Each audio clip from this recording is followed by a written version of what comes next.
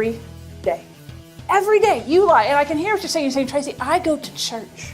I am in the Rotary Club. I do not lie. Yes, you lie. Okay? Now, here's the thing. Not all lies are important. Not all lies are material, but tells are the same for the big ones as the little ones. Okay? So some of the lies you may tell could look something like this, like, oh, you haven't changed a bit. This is me, I was 13, right? I'm gonna give you flat out permission to lie. You wanna know when you can lie? When you're asked this question, does my butt look big in these pants? No, it doesn't, okay?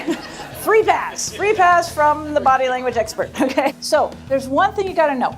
The body can't lie. So watch the body first, take the words always with a grain of salt, and you'll get a lot further in detecting the truth.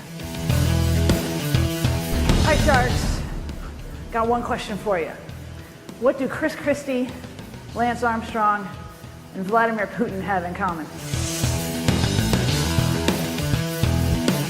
They have me in common. I've been asked to interpret their body language on NBC, CBS, and Fox to tell the world what they're not saying.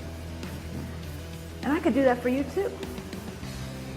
And I think I will right now. So go ahead. Sharks free. My goal for you today is to take a big step in that direction so you walk out of here exponentially more persuasive than the way you walked in. Does that sound like a good deal? The parent's body language, body types, eye patterns, and words are all consistent, according to body language expert Traci Brown. See how our eyebrows are up high? So today, we watched both candidates' previous debates with body language expert Traci Brown, author of Persuasion Point. You see that point there? That says aggression.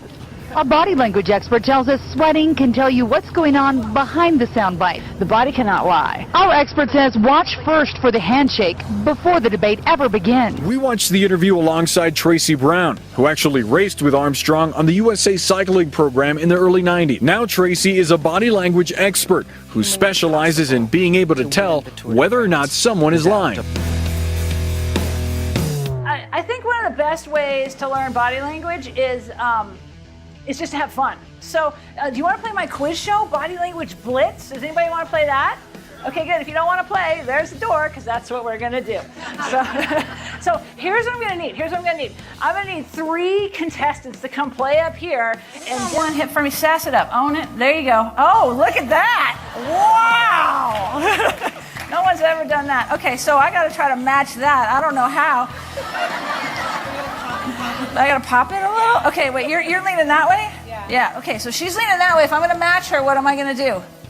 Lean this way. And see, she's got one foot behind the other, so I think I do not have the soul that Denise does.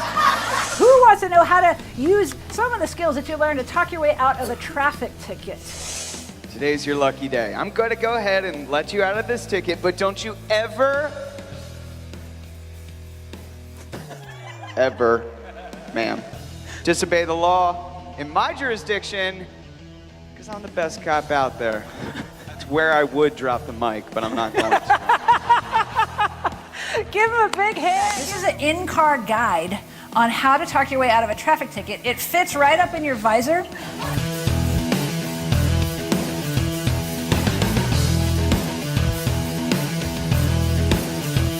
So let me tell you a little bit about me first. I used to race bikes, that's me. And that's actually how I got into the study of body language.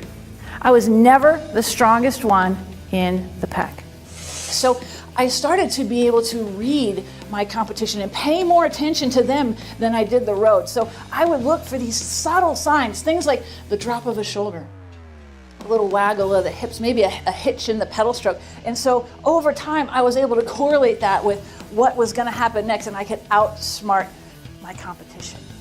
And that's when I began to win. So he builds us this magnificent barn behind our garage. And now we knew it was bigger than what the city would approve without a permit. But we thought, you know what? It's behind the garage. No one's going to care. Well, this was Sunday afternoon. Monday morning, there's a knock at the door. It's 8 a.m. I'm still in my pajamas, right? And it turns out our neighbors behind us cared that we had a shed that was bigger than it should be. And so there stood Stan, the friendly code enforcement guy from the city, right? And now, mind you, ridiculous things happen every day in Boulder, every day, right? And you all know this, okay? And so doorbell rings, and Stan's standing there, and this is what he said. He goes, "So, what do you got going on here?" And I said, "Well, Stan, what do you think we got going on here?" And then he says, "Well, I don't know." And now I get angry because he's trying to manipulate me, right? I am not dumb enough to self-incriminate, but there's a barn in my backyard. Like, I don't know what his intent is. Is he going to come around the corner with a wrecking ball? I don't know. And so I said, "Well, Stan, if you don't know and I don't know, I guess we got nothing to talk about." All the while, I am embodying the mannerisms of a liar. Everything we've talked about, my eyes are shifting, I'm scratching, I'm fidgeting all over. And I'm telling Stan, I don't know what's going on. You can see this barn from space. It is so big. Now, the story ends with me agreeing to give Stan's card to someone who did know what was going on around there. And the story ends with us refusing to pay the $4,000 that the city wanted to keep our magnificent barn in place. So Matt took it down. He took it down, and he replaced it with this much less magnificent shed that is, it fits in the code just perfect. But we had more scraps left over, so he built us another shed. Because clearly in Boulder, it's better to have a shanty town than one magnificent barn. So just know that